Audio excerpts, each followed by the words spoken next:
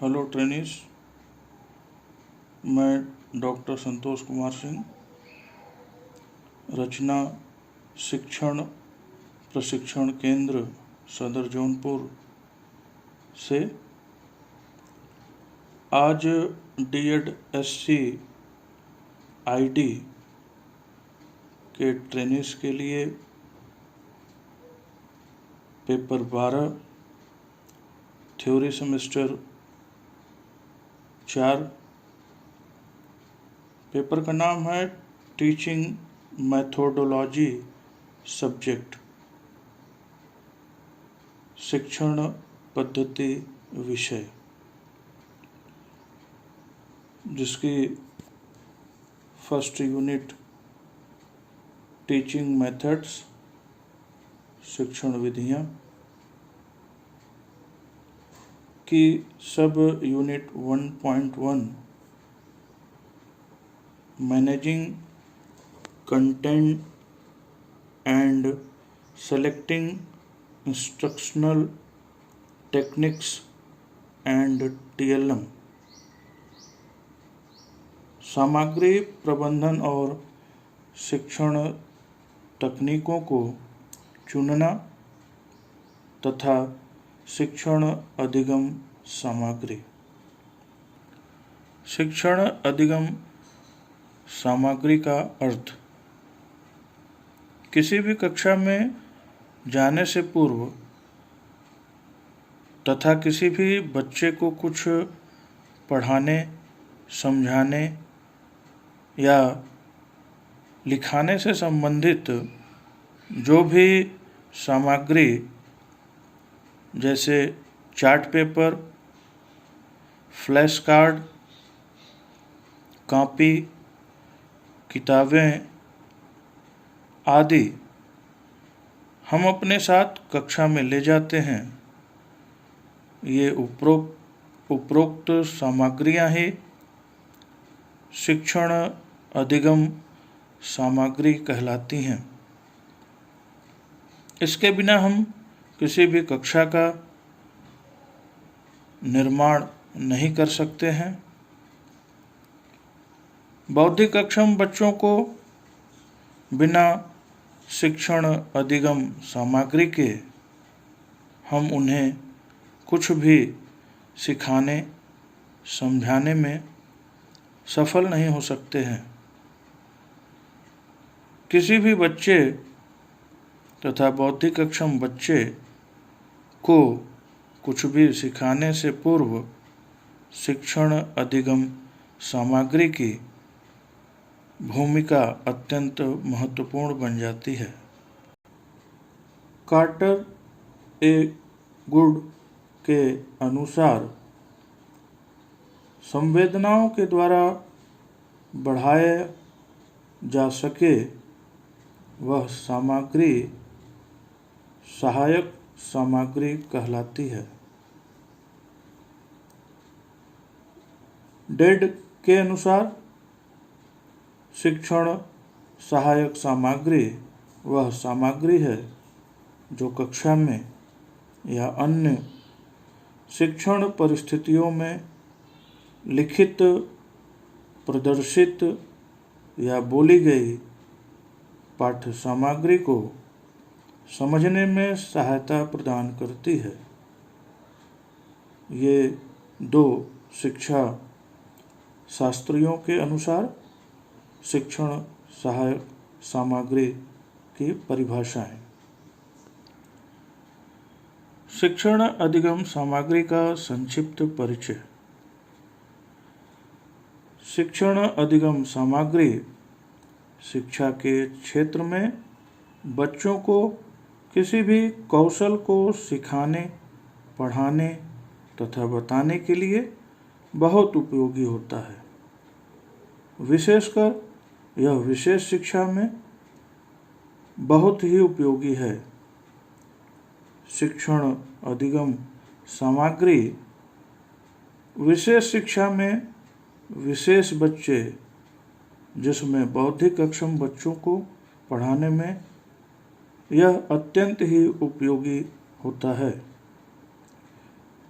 शिक्षण अधिगम सामग्री का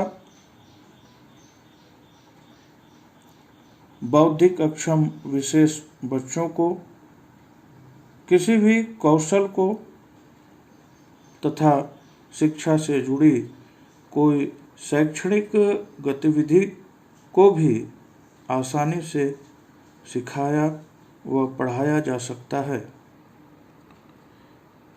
शिक्षण अधिगम सामग्री के उपयोग से बच्चे को जहाँ किसी कौशल या शैक्षणिक कार्य करने में उत्सुकता होती है, वहीं शिक्षक को भी कार्य करने में सहायता मिलती है। इसके प्रयोग से बौद्धिक अक्षम बच्चे को कोई भी कौशल सिखाने में सहायता मिलती है तथा इसके द्वारा सिखाई गई क्रियाएं लंबे समय तक याद भी रहती हैं। शिक्षण अधिगम सामग्री के प्रयोग से बच्चे के अंदर विषय के प्रति रुचि बढ़ती है और एक साथ कई कौशलों का विकास भी होता है। शिक्षण अधिगम सामग्री के उपयोग से बच्चों को बहुसंवेदी ज्ञान प्राप्त होता है। शिक्षण अधिगम सामग्री के प्रयोग से विशेष बच्चों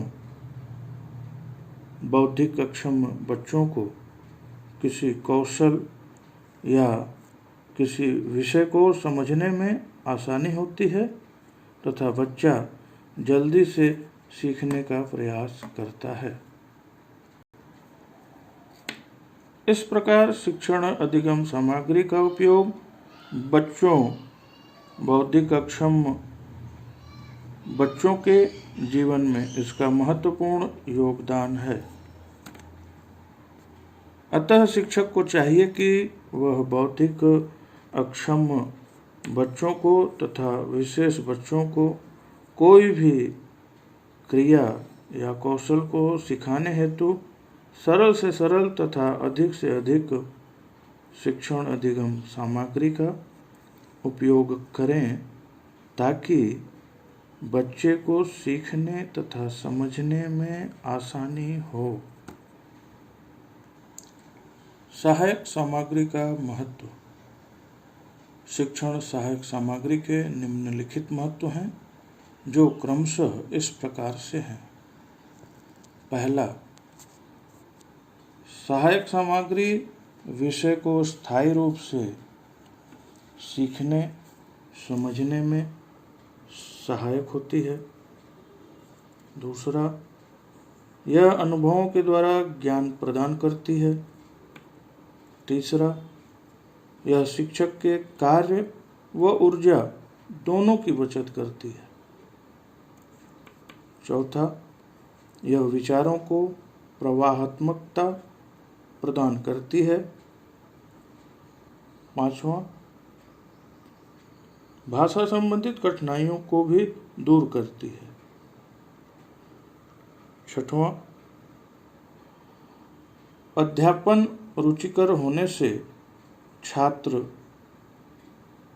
बच्चे अधिक सक्रिय रहते हैं और पाठ व कौशल को अधिक सरलता से ग्रहण करते हैं। सातवां, बच्चों को वस्तुओं को प्रत्यक्ष रूप से देखने, छूने, महसूस करने का पर्याप्त अवसर मिलता है। आठवां, बौद्धिक अक्षम बच्चा प्राकृतिक एवं कृत्रिम वस्तुओं में तुलनात्मक अंतर भेद को भलीभांति जान पाते हैं। अगली हेडिंग है शिक्षण सहायक सामग्री के उद्देश्य। पहला उद्देश्य है बच्चों में पाठ के प्रति रुचि जागृत करना। दूसरा, सीखने की गति में सुधार करना। तीसरा, बच्चों को अधिक क्रियाशील बनाना। चौथा, अभिरुचि पर आशानुकूल प्रभाव डालना। पांचवा, बच्चों का ध्यान पाठ की ओर केंद्रित करना। छठवां, अमूर्त ज्ञान तथा पदार्थों को मूर्त रूप देना। सातवां है बच्चों की निरीक्षण शक्ति का विकास करना।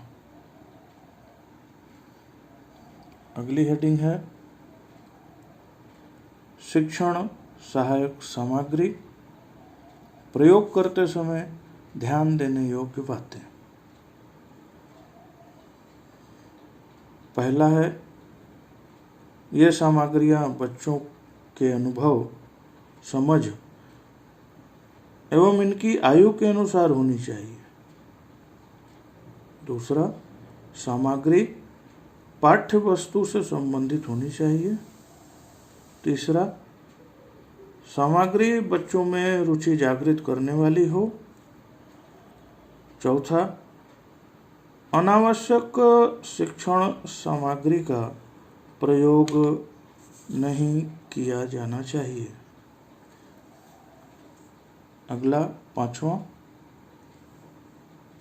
जिन शिक्षण सामग्रियों का प्रयोग किया जा रहा हो वह सही हालात में होनी चाहिए। छठवां, शिक्षण सामग्री जितनी देर आवश्यक हो उतनी ही देर तक प्रयुक्त होनी चाहिए। सातवां, प्रयोग के तुरंत बाद शिक्षण सहायक सामग्री को बच्चों के सामने से हटा देना चाहिए।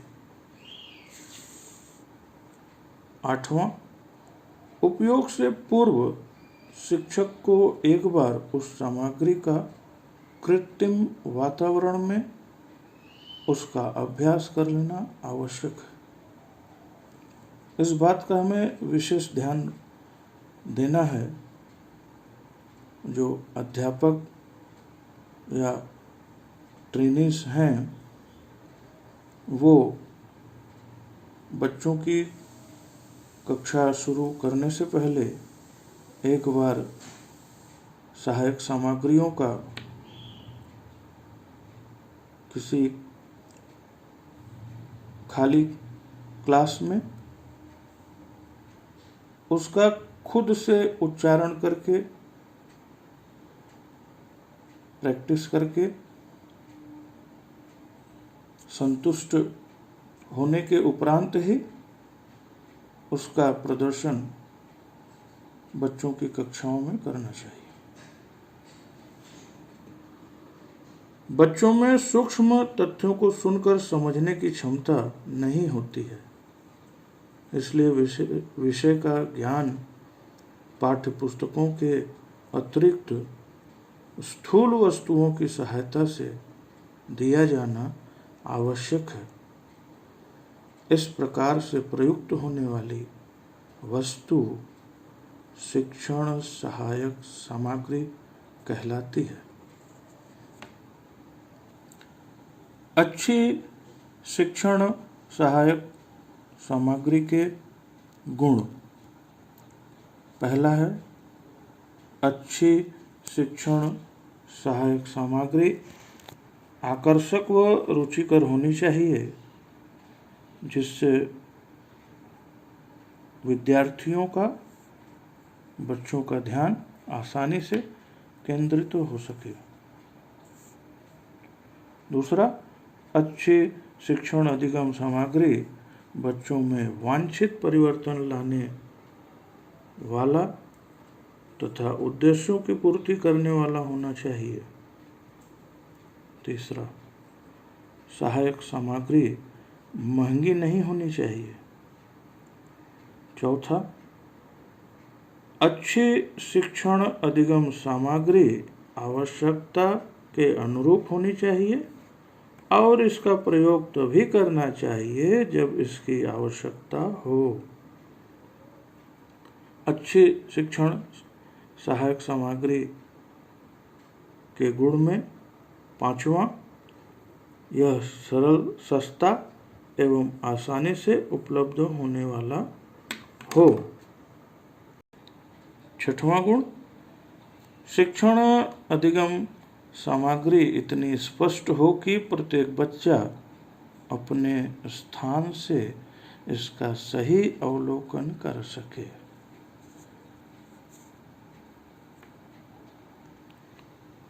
विभिन्न प्रकार के शिक्षण अधिगम सहायक सामग्री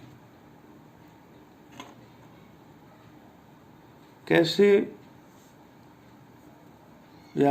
कैसे शिक्षण अधिगम सामग्री हो सकते हैं, वे क्रमशः हैं। पहला, वास्तविक वस्तुएं हो सकती हैं। दूसरा, कोई नमूना हो सकता है। तीसरा, प्रतिरूप। चौथा, श्यामपट्ट, जिसकी सहायता से अगर बच्चा सीखने को प्रयत्नशील है तो हम श्यामपट्ट का भी प्रयोग करते हैं। विज्ञप्ति पट्ट। छठवां है चित्र, रेखा चित्र, चार्ट, लेखा चित्र। अगर संभव हो सके तो सहायक सामग्री में स्लाइड का भी प्रयोग किया जाता है। इसको भी हम एक प्रकार के रूप में, शिक्षण अधिगम सामग्री के प्रकार के रूप में स्लाइड को भी रखते हैं। आठवां है चलचित्र, टेप रिकॉर्डर, रेडियो, टेलीविजन। और नौवां है चलचित्र खंड। ये विभिन्न प्रकार के शिक्षण अधिगम सामग्रियां हो सकती हैं, जो आपके सामने निम्नलिखित हैं, 1 से लेकर 9 तक। इनका अच्छे से अवलोकन कर लीजिएगा।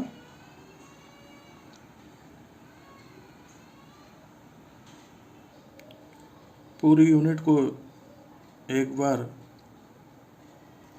अच्छे से देख लीजिए।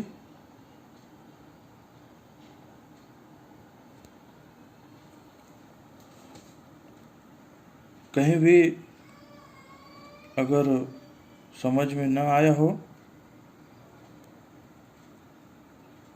तो आप बेझिझक अपनी समस्या पूछ सकते हैं।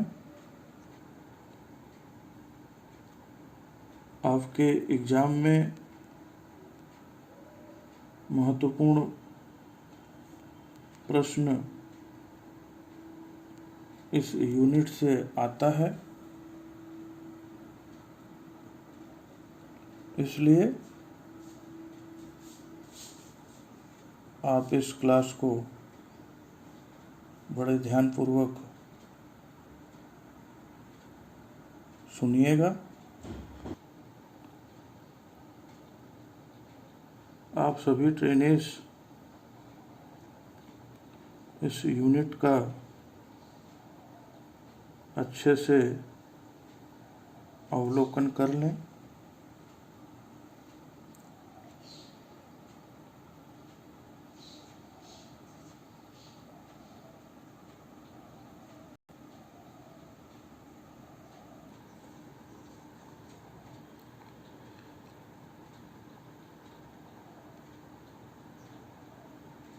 आप सभी ट्रेनिजों के लिए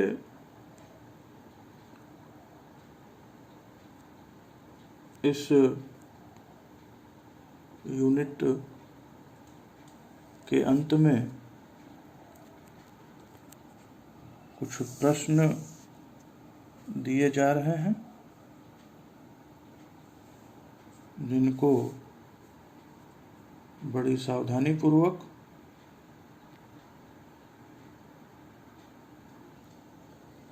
आप पढ़िएगा एवं उसका उत्तर इस यूनिट से एवं अपनी भाषा में भी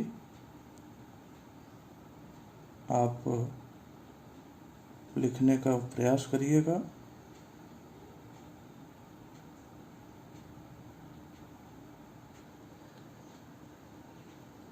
प्रश्नों का उत्तर देते समय, लिखते समय